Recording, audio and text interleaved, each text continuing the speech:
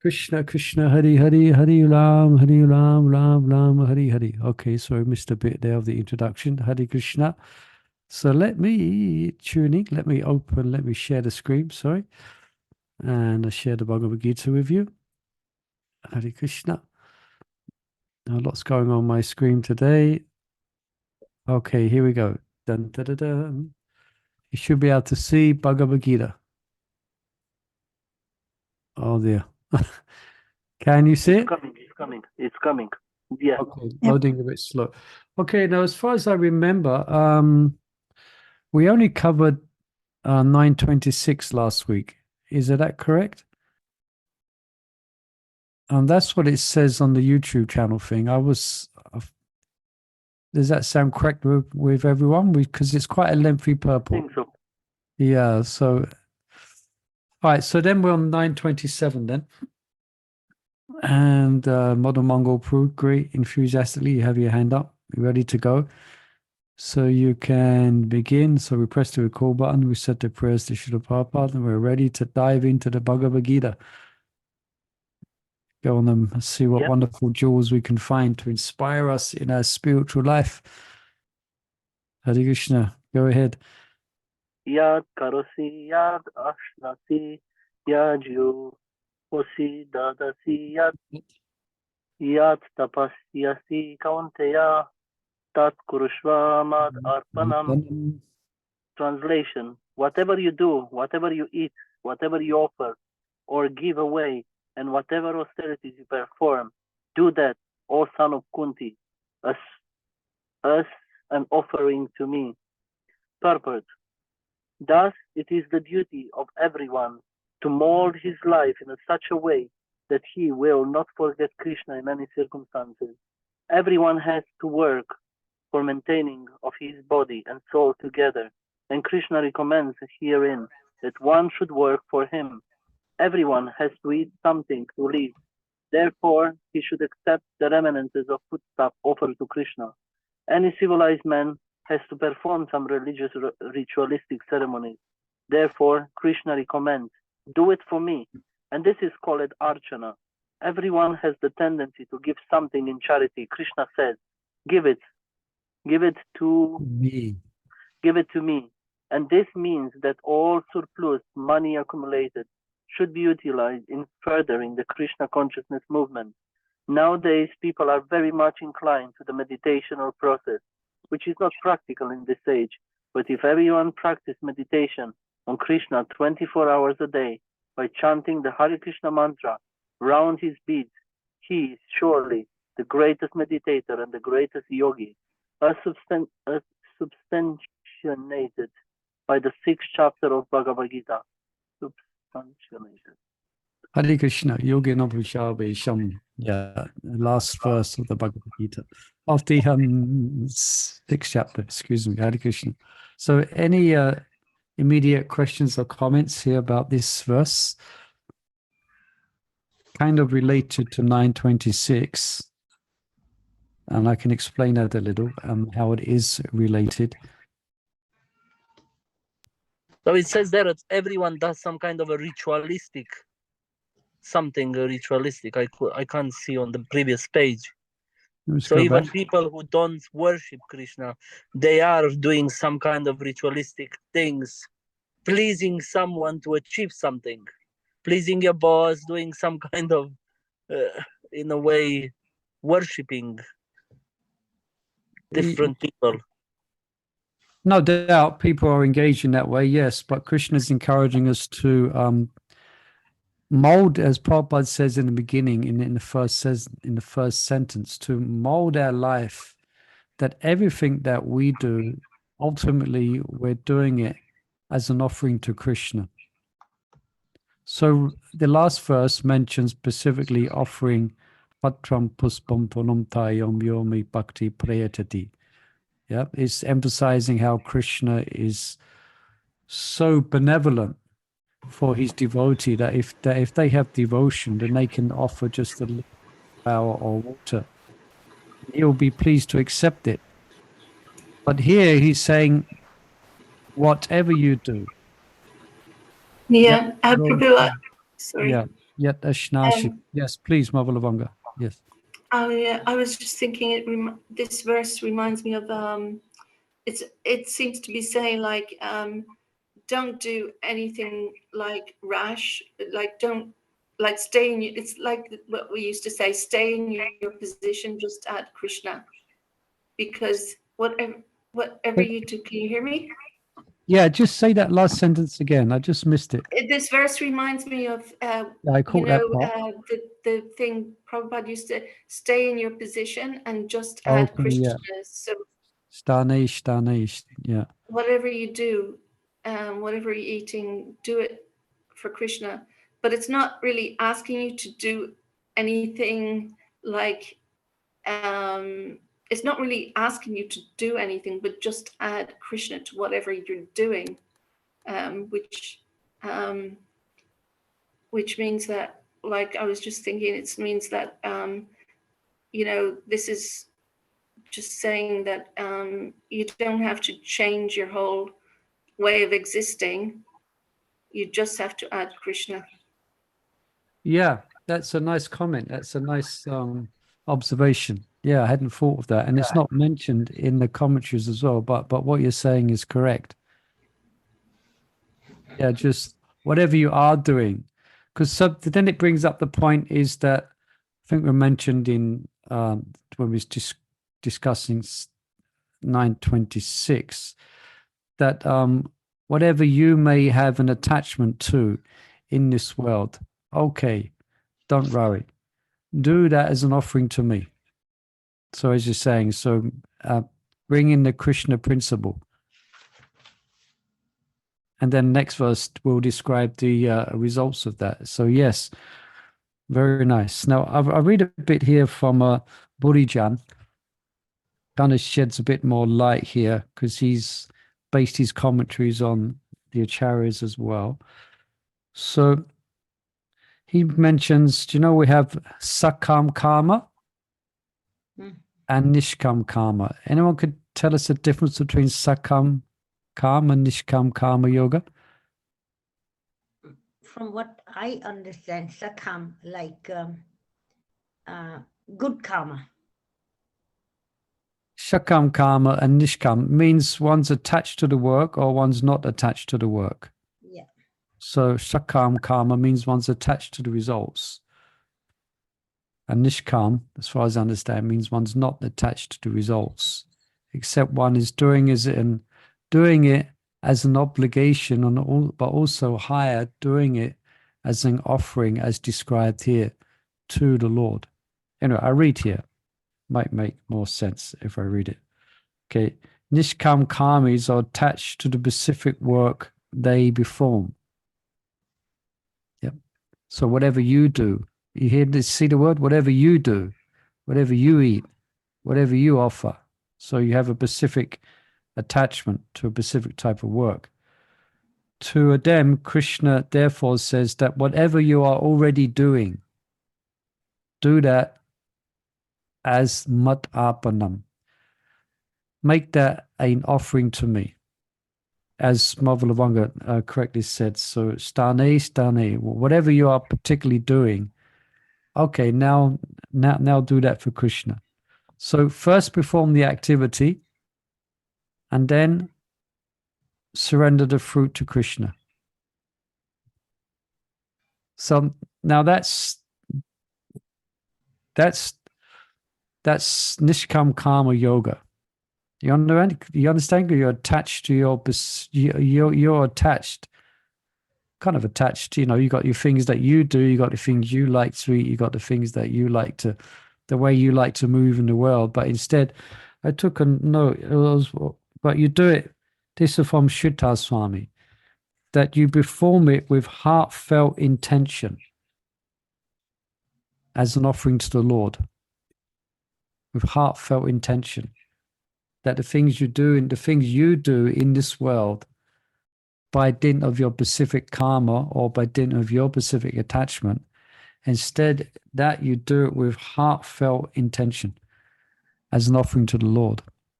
Yeah. And he goes on to say here, so then he makes a distinction that bhakti is different Although it's bhakti, it's devotion.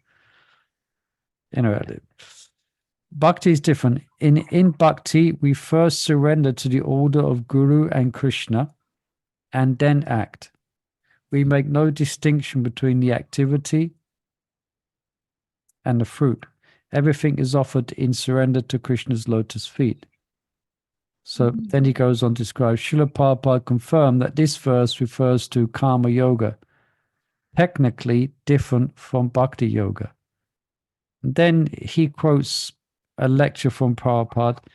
It's a bit lengthy. I'll read a part of it. So bhakti yoga means directly connecting with Krishna or God. Other yogas are not directly connected. When there is karma yoga, it is adulterated. It is not pure. Karma yoga means yat koroshi, yat ashnashi, yat johoshi tadashi, yat. In the beginning, one cannot take to pure bhakti yoga. Therefore, karma yoga is recommended. People are interested in different types of work.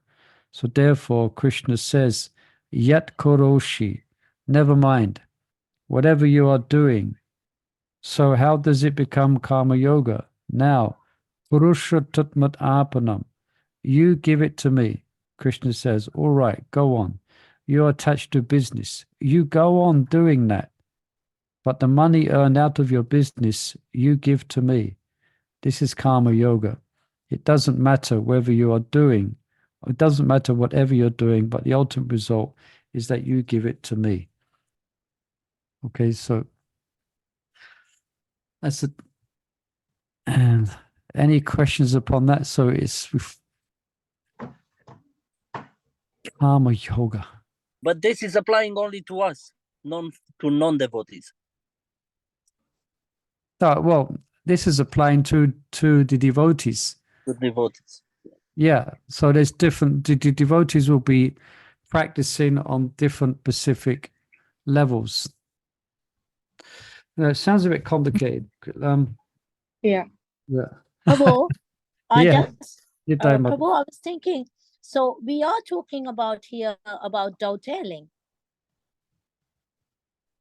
Yeah, that's another way to describe it. Whatever you do, whatever you eat, whatever you offer or give away. Yeah, but for devotees, this is not the way for devotees. Devotees it comes in, it's bhakti yoga, it's devotion, isn't it? So dovetailing, I don't know, is it, dovetailing is like in between this and bhakti yoga? Yeah.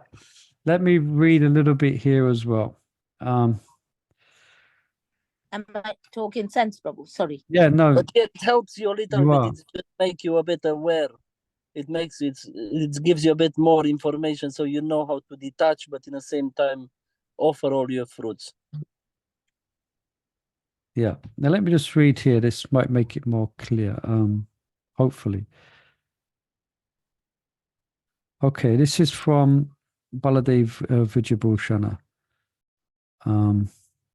Whatever material activities you perform to support your daily existence, whatever food you eat to maintain your body, whatever Vedic sacrifices you perform, whatever gold, food, or other items you give to qualified persons in charity, whatever annual austerities such as Chandrana Vrata that you perform to counteract unintentional sins, do it all so that it becomes an offering to me, because of instructing people on my behalf. By doing this, will gain my mercy in plenty. One should not think, however, that this bhakti which offers all actions is the same as the bhakti of the Shanishta devotee. Okay, there's two types of devotees explained. There's the Nirapekshaka and the Sanishta devotee. So the Nirapekshaka is an unmarried person who performs only the activities of bhakti. The Paranishta, a householder, performs the activities of bhakti as well as prescribed duties offered to the Lord. This verse describing pure bhakti are performed by both types of devotees. So, Nitai Mata, this kind of answers your query, your question. Yes, both one verse is, this verse is describing Nishkam Karma Yoga. So technically speaking, it's not, technically speaking, it may be not an Ananya Bhakti. For the person who is, I can't even say, yeah. Get lost myself. Yeah. But for the devotee, someone who is surrendered unto Krishna, okay, so they may be a Sanishta devotee. Is that should, which means they may be a householder and living not in a temple. So for them, so no, for them, their life and everything they do becomes an offering to Krishna. The same as the unmarried person. So both are describing pure bhakti. All right.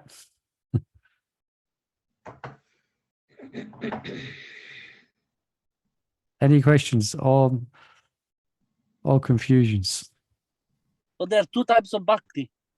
Well, there is many types of bhakti, but here particularly two. One is attached to, one is living in a certain way. One is living in this world. One has certain may have certain attachments, but because of dint of their taken up of bhakti, their life or whatever they find themselves with and whatever situation they find themselves in, they do that as an offering to Krishna. And that becomes Ananya Bhakti. The same as Srila Bhaktivinoda Thakur, he offers wonderful prayers where he says, my home, my wife, my children, everything I make an offering to you, my Lord. You understand?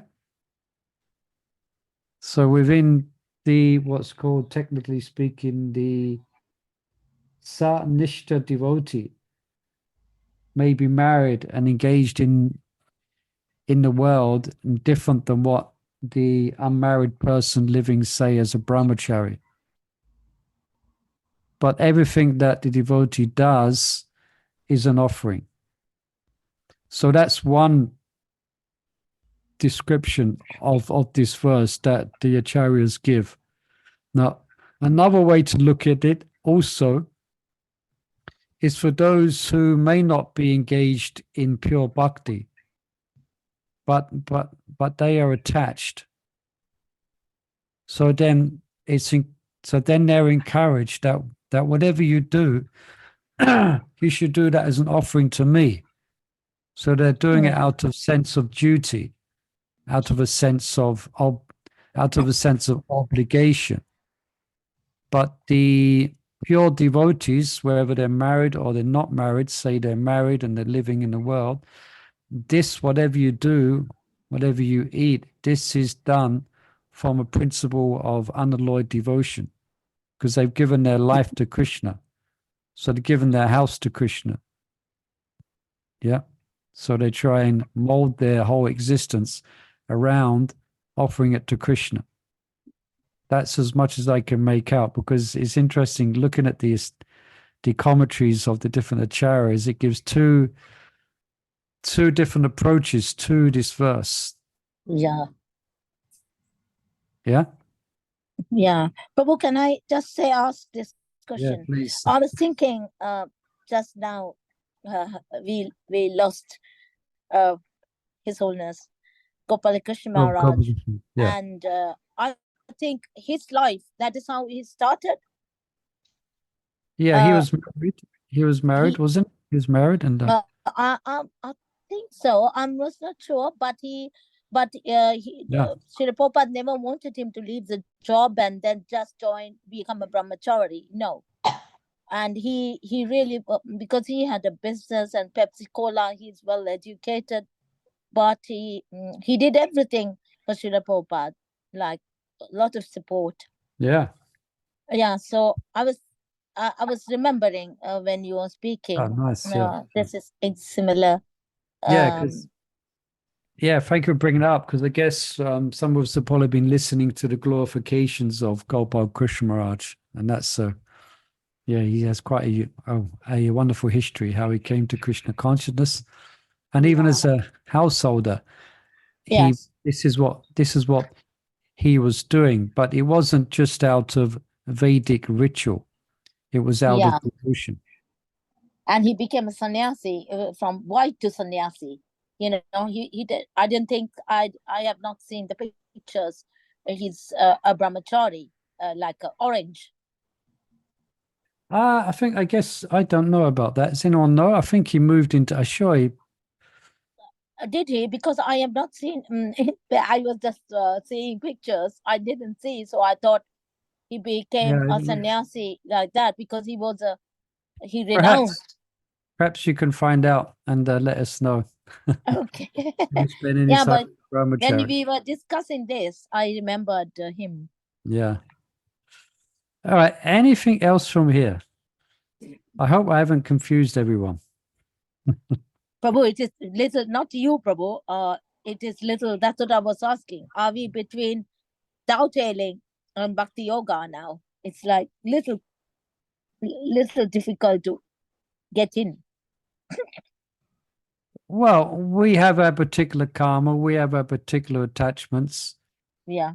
So, but inspired by devotion to Krishna, whatever we have in our means, then we offer that to Krishna. Yeah. Yeah. Whatever we offer that. That's what the old Hindus say. Do your karma. Yeah, but that's more like ritualistic. That's more like just following ritual. But the life of devotees, devotionally inspired. So in that sense, It's doubting. in that sense, they're offering their life and what they have within their life, they're offering it to Krishna, and everything they do is an offering to Krishna. Yeah. Perhaps just we better leave that there. Yeah. All right. Let's read text 28. Someone like to read text 28? Yes, I can read. Go ahead. Yes, please. Thank you, Mother. 28. Mm. Subha palarevam mokshase karma bandhanai sannyasa yoga yuktatma vimukto mam upaisyasi. In this way, you will be freed from bondage to work and its auspicious and inauspicious results, with your mind fixed on me.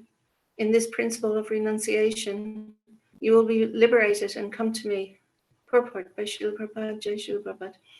One who acts in Krishna consciousness under superior direction is called yukta.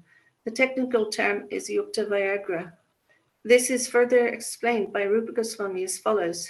Anasaktasya visayan yutartam upayunjata nirbandha Krishna sambande yuktam vairagya muchate. To Rasamita Sindhu 12255. Rupa Goswami says that as long as we are in this material world, we have to act. We cannot cease acting. Therefore, if actions are performed and the fruits are given to Krishna, then that is called Yukta Vyagra. Actually situated in renunciation, such activities clear the mirror of the mind, and as the actor gradually makes progress in spiritual realization, he becomes completely surrendered to the Supreme Personality of Godhead. Therefore, at the end, he becomes liberated, and this liberation is also specified. By this liberation, he does not become one with the Brahma Jyoti, but rather enters into the planet of the Supreme Lord. It is clearly mentioned here, Mamu Paisisi, he comes to me, back home, back to Godhead. There are 5 different stages of liberation, and here it is specified that the devotee who has always lived his lifetime here under the direction of the Supreme Lord, as stated, has evolved to the point where he can, after quitting this body, go back to Godhead and engage directly in the association of the Supreme Lord. Anyone who has no interest but to dedicate his life to the service of the Lord is actually a sannyasi. Such a person always thinks of himself as an eternal servant, dependent on the supreme will of the Lord. As such, whatever he does for the benefit of the Lord. Whatever action he performs it as a service to the Lord. He does not give serious attention to the fruitive activities or prescribed duties mentioned in the Vedas. For ordinary persons, it is obligatory to execute the prescribed duties mentioned in the Vedas. But although a pure devotee who is completely engaged in the service of the Lord may sometimes appear to go against the prescribed Vedic duty, actually it is not so. It is said, therefore, by Vaishnava authorities that even the most intelligent person cannot understand the plans and activities of a pure devotee. The exact words are Tanya Vakya Kriya Mudra Vigneya Nabujaya, Chaitanya Charitamrita Majid 2339. A person who is thus always engaged in the service of the Lord, or is always thinking and planning how to serve the Lord, is to be considered completely liberated at present, and in the future his going back home, back to Godhead, is guaranteed. He is above all materialistic criticism, just as Krishna is above all criticism. Okay, thank you, Hare Krishna. So this is the result. This is the result of unattached of the last verse, Nishkam Karma Yoga. Okay, pretty good result. Any particular questions or comments here?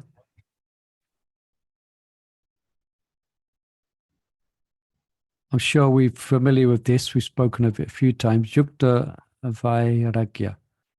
Yeah.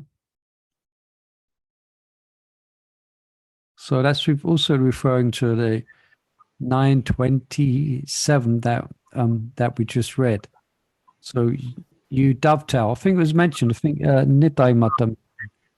I think also Mother Lavanga, you also mentioned that Yukta Vairagya. So whatever we have, whatever the situation is, we make that as an offering to Krishna. So just on the last sentence, sorry, I can't see it on the purport.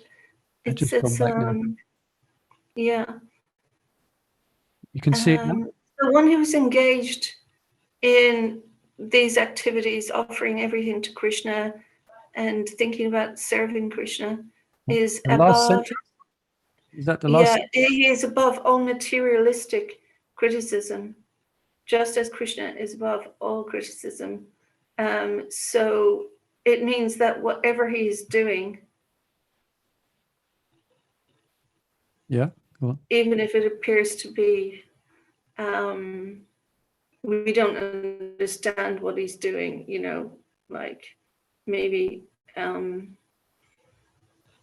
I mean, what is this? He is above materialistic criticism.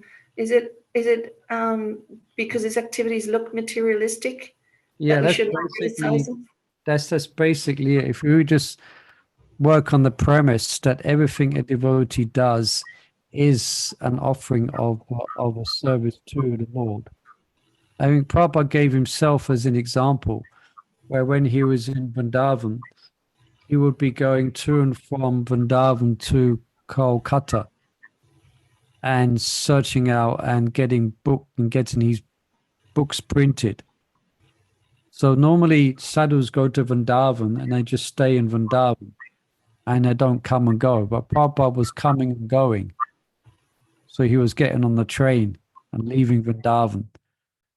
So to the unknown eye, to the untrained eye, someone might have thought he was deviating from the principles of being a Vaishnava sadhu. He's got some attachment. He's going to see his family or he's going to engage in some mundane business. But what he was actually doing was negotiating and getting his books printed. Or Delhi, sorry, not Calcutta. From Vrindavan, you were going to Delhi, yeah, sorry. You're going to Delhi. So here it said that the Vaishnava, so that's the principle. So it is said, therefore, by Vaishnava authorities that even the most intelligent person cannot understand the plans and activities of a pure devotee. He's always thinking, the Prabhupada says, planning how to serve the Lord. Yeah, so everything he does is under this principle of yukta vairagya. Does that answer the question, or did that address the question? Yeah, sure. Yeah, that's perfect. Thank you. But also the next verses, the verses where we will get there, let's see, describes that even if such a devotee seems to do something wrong or something against dharmic principles, it's quite amazing, the commentaries that are given and what Prabhupada explains, then he's still to be considered a sadhu. Even if he get ready for it. We'll perhaps get onto this tomorrow. Even if he usurps another person's wife, he's still to be considered a sadhu. Now that will probably explain more tomorrow, so don't get too worried about it. We'll try and fill it out exactly what's going on there. But that's not mentioned here right now in this verse in purple. But you did hint at it, Mother Lavanga, saying like, whatever he does, whatever he may do, you know. All right. Okay. Anything else from here? Let me just. I was thinking, Prabhu is saying in the future, he's going back home, back to God is guaranteed. Yeah, for such a person who dedicates their life and their whole life is an offering to Krishna. Again, with everything they do is performed with heartfelt intention, as an offering to Krishna. Whatever they're doing.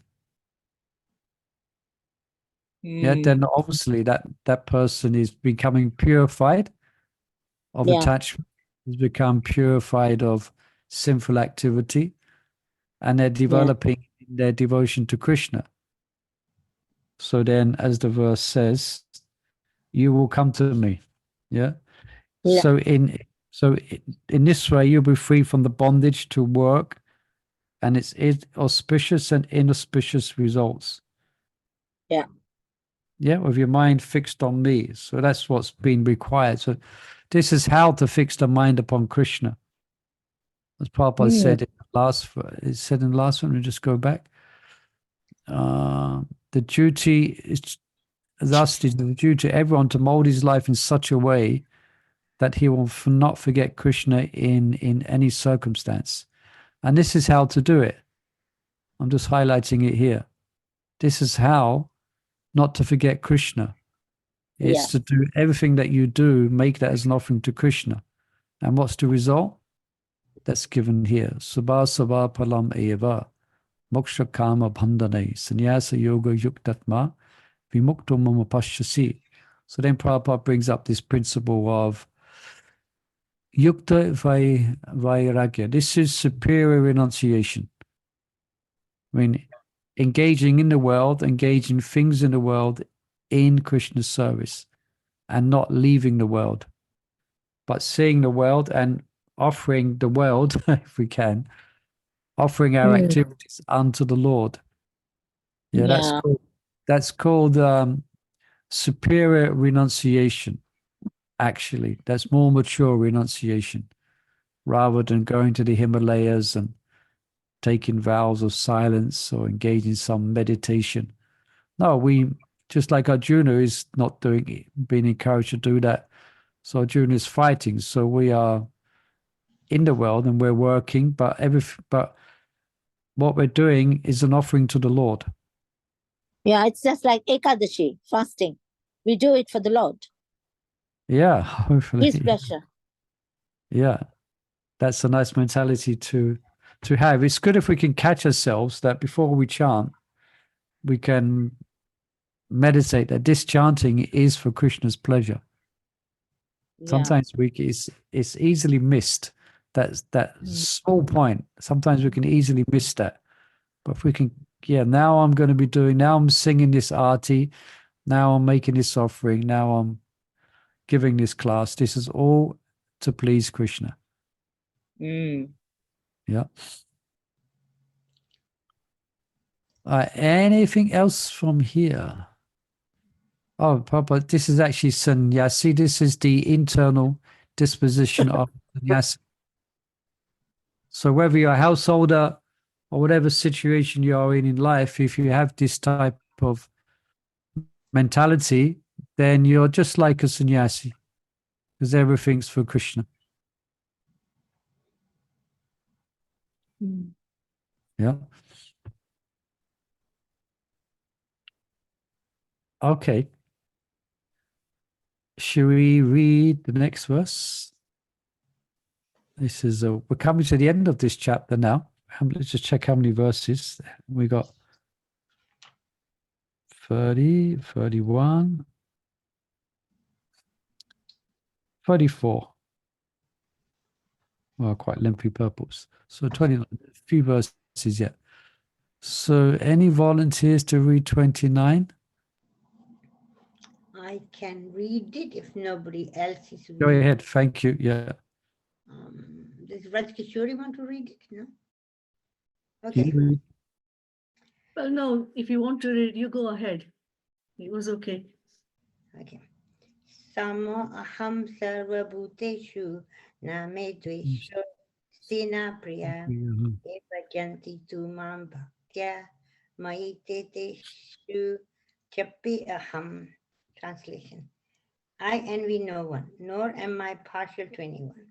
I am equal to all, but whoever renders service unto me in devotion is a friend, is in me, and I am also a friend to him. Purport. One may question here that if Krishna is equal to everyone and no one is his special friend, then why does he take a special interest in the devotees who are always engaged in his transcendental service? But this is not discrimination. But this is not discrimination, it is natural. Any man in this material world would be very charitably disposed, yet he has a special interest in his own children.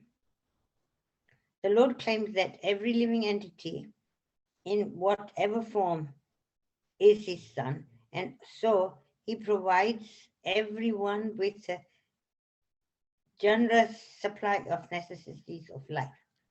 He is just like a cloud which pours rain all over, regardless of whether it falls on rock or land or water.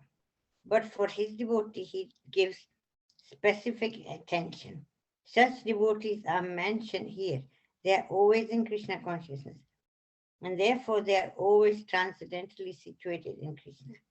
The very phrase Krishna consciousness suggests that those who are in such consciousness are living transcendentalists situated in him.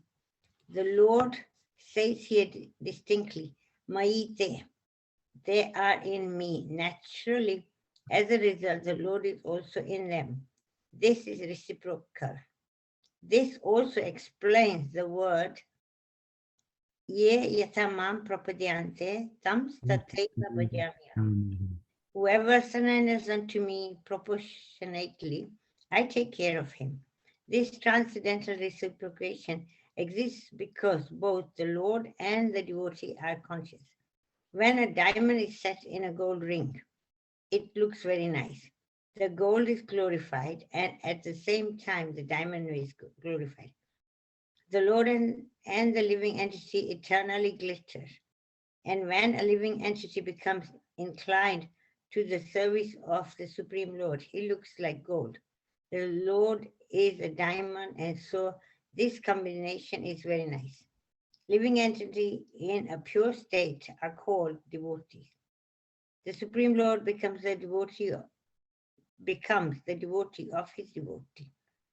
If a reciprocal relationship is not present between the devotee and the Lord, then there is no personalist philosophy. In the impersonal philosophy, there is no reciprocation between the Supreme and the living entity, but in the personalist philosophy, there is. The example is often given that the Lord is like a desire tree, and whatever one wants from this desire tree, the Lord supplies. But here the explanation is more complete. The Lord is here stated to be partial to the devotees. This is the manifestation of the Lord's special mercy to the devotees. The Lord's reciprocation should not be considered to be under the law of karma. It belongs to the transcendental situation in which the Lord and his devotees function. Personal service to the Lord is not an activity of this material world.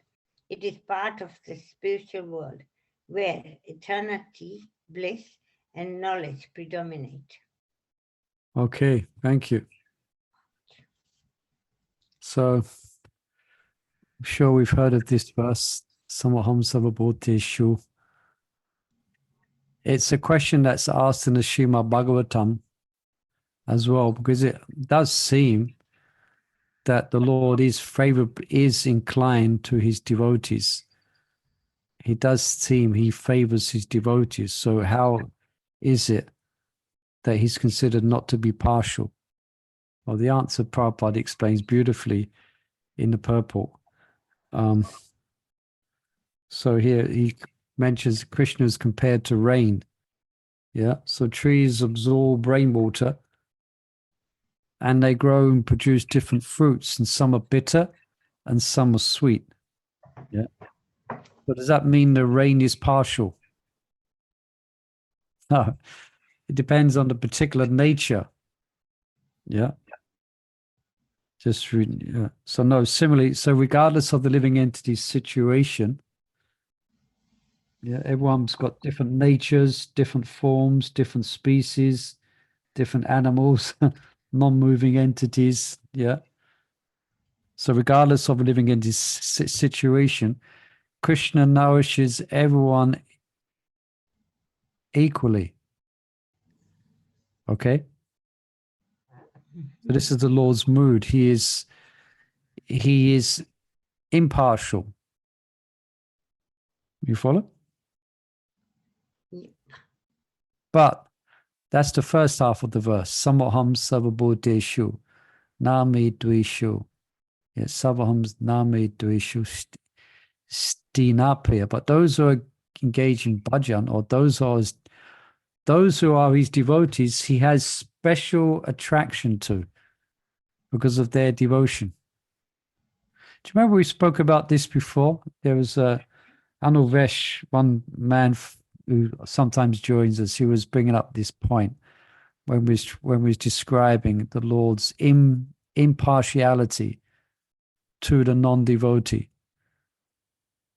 Yeah, and that's a fact. He's impartial. Yeah, but for the devotee, he is particularly attracted to. Yeah, he is equal to all, but for the devotees, it's different. It's this, yeah. So the second half of the verse confirms Krishna's partiality to his devotee. Yeah. Krishna described that although the material world rests on him, as we described earlier in chapter 9, he remains aloof from it. Remember he's describing it. We spent some time trying to understand the Lord's aloofness from this world. But on the contrary here, he is not aloof from his devotees. He is directly engaged. To the extent that here it describes at the end that the Lord, as we're reading in our Brihad Bhagavatam Rita readings, isn't it, that the Lord is very much a devotee of his devotees. As then Prabhupada brings up the difference here between the personalist and the impersonalist. Oh, sorry, I'm looking in the wrong place. Let me go back here. Yeah. And he brings up here, yeah. But for his devotees, he gives special attention. Such devotees are mentioned here. They're always in Krishna conscious. They're always situated in Krishna. Yeah. They in me. And then and this is beautiful as well. That so this transcendental reciprocation between the Lord and the devotee. Prabhupada describes it very beautifully. It's actually coming from, I think, Baladev Vijayabhushana. I saw it in his commentary, but Prabhupada takes it further and he describes it very nicely. When the diamond is set in the golden ring, it looks very nice. Yeah. The gold is glorified, and at the same time, the diamond is glorified. Mm. The Lord and living entity eternally glitter. And when the living entity becomes inclined to the service of the Lord, he looks like gold. The Lord is a diamond, and so the combination is very nice. So this is living entities in their pure state. So then the Lord becomes the devotee of his devotees. And the Prabhupada highlights this is the personalist philosophy as opposed to the impersonalist philosophy. Yeah. Any comments or questions on this? Prabhu, Yes. this rule doesn't apply to Chaitanya Mahaprabhu, isn't it, Prabhu? Whoever surrenders unto me, proportionately I take care of him. That is not for Chaitanya Mahaprabhu, yeah? Chaitanya Mahaprabhu doesn't want anybody to surrender. He just wants to chant Hare Krishna. Any comments upon that? Hmm. Can you take it a bit further? Expand on that, Ovinidai Mother? Yeah, because here, anyway, Krishna is always saying, surrender to me, surrender. That's why Mahaprabhu came, gave, because he knew that we really can't do what he wants us to do. And he brought the Srimati Radharani's mood, and he came, and he just gave this mantra. But this mantra is itself saying, okay, please engage me in your service. Yeah. So when you say, please engage me in your service, that means you're surrendering. It's like an indirect. That's what, because you are saying, please engage me. So that means you are allowing the Lord to engage you. So again, another way of surrendering. Yeah. So, I mean, that's written, what you're saying is, yes, it's correct. Is that the Lord Krishna gave a specific requirement for obtaining grace and mercy. And that's spoken of in the Bhagavad Gita, isn't it? 1866, Shavadamam Prachachamam Ekam Savanam Bhaja. But Lord Chaitanya specifically came. There's a verse that describes that he's chasing after the conditioned souls, and giving them bhakti. But as we explained a little bit yesterday, reading, but so surrender, it's called Sharanagati. So do we also engage in the process, or do we also apply ourselves to the process of surrender? Then yes, we do.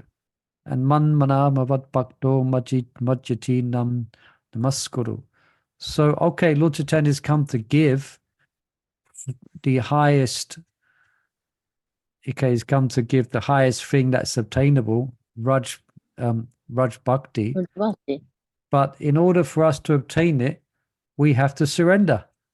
Yeah. Isn't it? Yeah, exactly. Yeah. We have to learn how to take what Lord Chaitanya is given. And that's what I mentioned yesterday. In Lord Chaitanya's personal presence, it was quite extraordinary. Where those who came close to him, those who he glanced at, were overwhelmed with pure loving devotion. But that's not exactly the same. No, in not his for us. absence. So that's why he instructed his immediate followers, the Goswamis, to give the details of the development of bhakti from faith and all the different stages up to prema. And also in Rupa Goswami, it also explains as well when he met in the Bhakti Ladder Bija, Hmm. things we have to, the Bhakti Ladder Bija, and we have to water it through the process of hearing and chanting. And also we read again and again about the importance of controlling our mind and making the mind the best friend. So yes, Lord Chaitanya's the difference here when Krishna came, yeah, he said surrender unto me. So Lord Chaitanya's came and he's given the opportunity for many, even those who are not qualified, they get to see the Harinam, they get to chant the holy name. But in order for us, for that seed to fully manifest into pure bhakti, we have to surrender. Mm. So does everyone understand it's an interesting point. Nitai Mata's brought up an interesting point. Anyone with us what we're trying to explain here? That we find ourselves that we still have to surrender. Yeah. And that's why we're reading Bhagavad Gita, to actually learn how to surrender. Yeah. So, but it's just like someone who's begging on the street. Okay, a wealthy person comes to give them some money, but they have to know how to receive it. They have to open their hands to receive the gift. So yeah, we've been given the gift by Lord Chaitanya, but unless we're Trinada Peace or Nityana, unless we're in a humble state of mind, unless we're Nadanam Najanam Nasundarim Kavatam Bhagaradishakamaye, then we won't be able to really receive this gift of pure love. So Prabhupada in his purports and the Nectar of Devotion and the Goswamis, they're explaining how we can receive this pure love that Lord Chaitanya was giving. Yes, Prabhu, but it is easier with chanting. At least we can get there. Otherwise, without this chanting, you can't. There's no way that we can think of surrender. Yeah, for sure. Chanting is the principal dharma that Lord Chaitanya came to give. Yeah. At the same time, we go. There's different stages in chanting. Yeah, There's of course. Nama Yes. Parad, then there's Nama Bas. Namabas. Yeah, so we do have to be aware of the different stages in chanting, and we have to know what the offenses are. We have to avoid the offenses. We have to develop Trinada Peace or Nityana. We have to Dasta Preshu Bhadreshu. We have to daily hear Bhagavatam. We have to learn how to associate with devotees. So we do have to learn we chant, but for that chanting to fructify, as in pure Nam, then we have a bit of homework to do. Yeah, we just got the seed, as you Yeah, said yesterday. He's given the opportunity for us for us through the chanting to obtain the love of the residents of Vrindavan. But again, it's not exactly like when Lord Chaitanya was personally present, where one would become overwhelmed immediately with pure loving devotion. But still, he's given it, the seeds are there. Anyway, I'm going on a bit here. Hare Krishna. Any other questions or comments on this?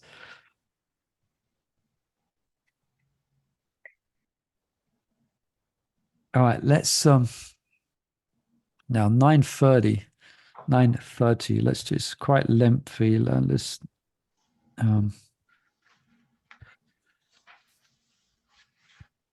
should we go to 9:30? Well, there's quite a lot there. Let's Only perhaps 3 minutes left, so Yeah. Now let me just let's just stick here then for now, because it's quite an important verse to the next one, so I don't want to rush through it. I just read something here. I'm sorry, I'm scrolling around on the pages. So we just did 929. Okay, so let me read a bit here.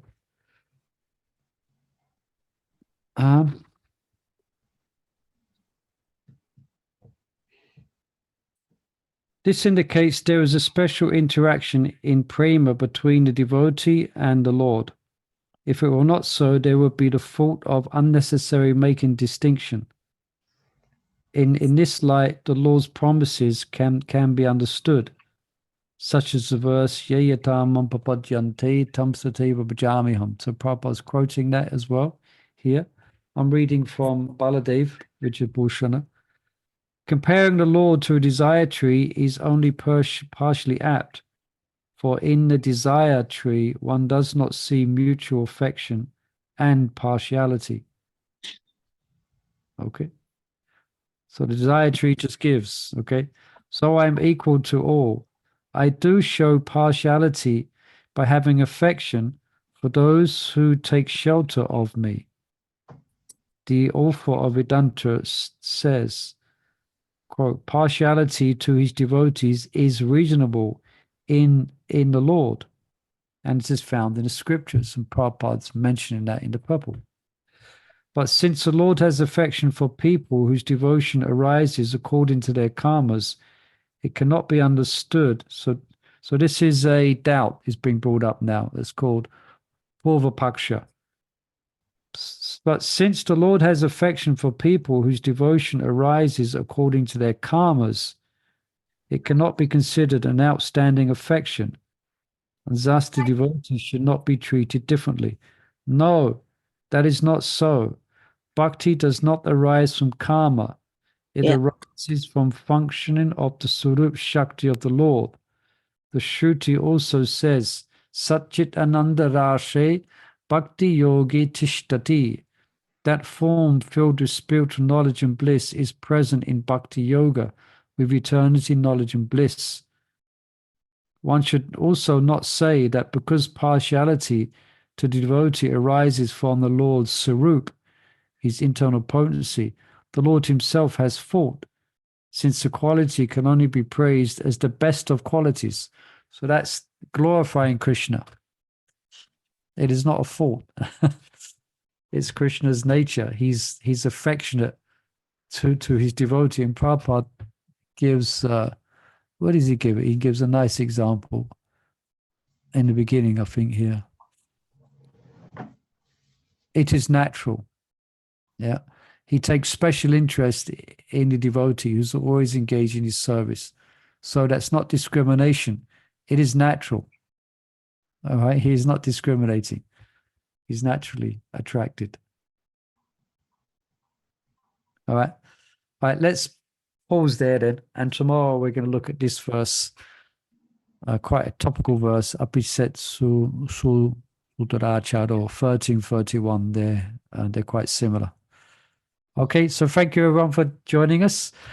Hope we took some of the discussion we had was interesting, and please join us tomorrow and we can continue. Okay. Srila Prabhupada ki jai. Jai. Hare Krishna. Hare Hari Bol. Hare Hare Krishna, Krishna, Hare Krishna Krishna, Krishna, Krishna Hare Krishna, Hare, Hare Hare Ram, Ram, Ram Hare Ram, Ram, Hare Ram, Hare Hare, Hare. Hare Krishna. Hare Krishna.